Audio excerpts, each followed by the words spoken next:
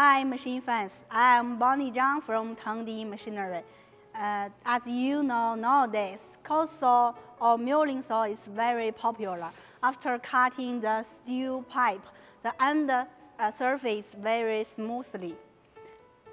No need doing end facing, save cost. But do you want to save more money than cold saw?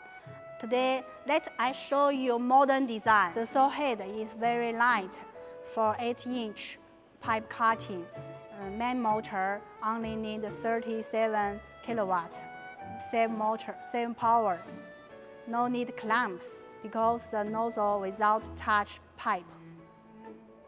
Only use nozzle, then no need HSS and TCT saw blades. 1 minute to change nozzle. Same cutting surface quality with cold saw, no noise. Your worker will enjoy his work. What kind of saw is it?